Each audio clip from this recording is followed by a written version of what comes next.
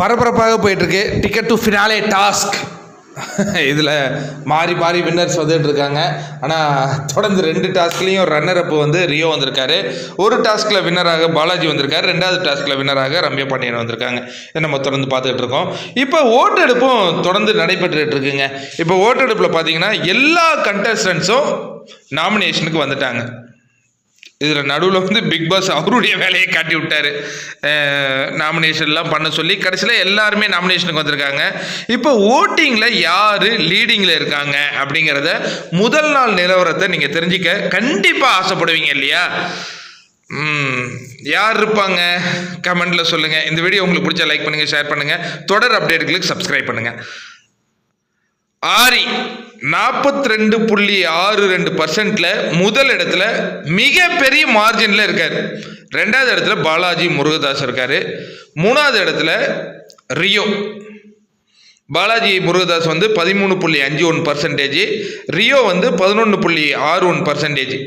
4வது இடத்துல சோம்சேகர் இருக்கார் 9.21%, கேபி 9.2%, ரம்யா பாண்டியன் 7.63%, சிவானி 6.22% இருக்காங்க. நான் கிளியராக சொல்கிறேன், 3 எவிக்ஷன் நடக்கும். ஏன்னா 4 பேர் தான் இதுவரையும் அந்த சீசனில் ஃபினாலே போயிருக்காங்க. அப்படின்னு பார்த்தீங்கன்னா இந்த ஓட்டிங் பர்சன்டேஜ் பிரகாரம் பார்த்தீங்கன்னா ஆரி, பாலாஜி, ரியோ, சோம் போகலாம். ஆனால் டிக்கெட் டு ஃபினாலே யார் வெற்றி பெறாங்கன்னு நமக்கு தெரியலையே. ஒருவேளை ரம்யா வெற்றி பெற்றாங்கன்னா சோம் வெளியேறும் வாய்ப்பு கண்டிப்பாக இருக்கும் அப்படிங்கிறது இந்த ஓட்டிங் பிரகாரம் நமக்கு தெரியுது. ஏன்னா ஆரியோடைய பர்சன்டேஜ் பார்த்தீங்கன்னா 42க்கு மேலே இருக்குது. கிட்டத்தட்ட பார்த்தீங்கன்னா அவர் வந்து பாதி பர்சன்டேஜ் ஓட்டு எடுத்திருக்காருங்க. அது அவருடைய திறமை, அவருடைய நேர்மைக்கு கிடைத்த ஒரு பரிசாக தான் நம்ம அதை பார்க்குறோம். 2வது இடத்துல பாலாஜி இருக்கார். அதாவது ஹீரோ இருந்தால் கண்டிப்பாக வில்லன் இருக்கணும், வில்லன் இருந்தால் ஹீரோ இருக்கணும். ஆனால் ஆரி உள்ளேயே ஒரு முறை பதிவு பண்ணார், ஞாபகம் இருக்கா?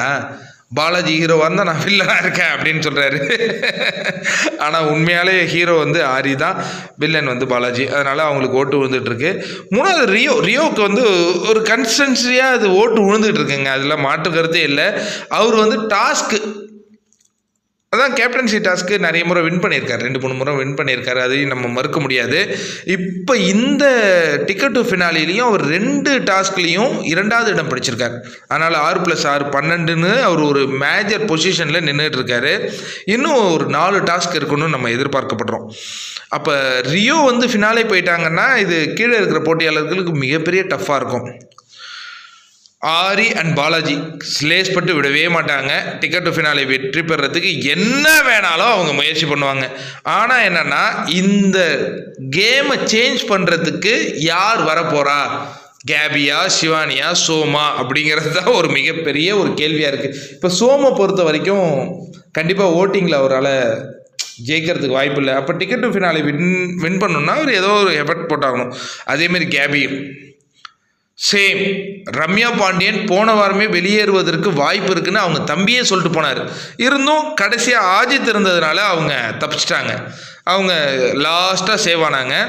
இப்போ இந்த கேமில் எப்படி ஆட போகிறாங்கன்னு பார்க்கணும். சிவானி ஆஸ் யூஷுவல் பொறுத்திருந்து பார்ப்போமே. நீங்கள் என்ன நினைக்கிறீங்க?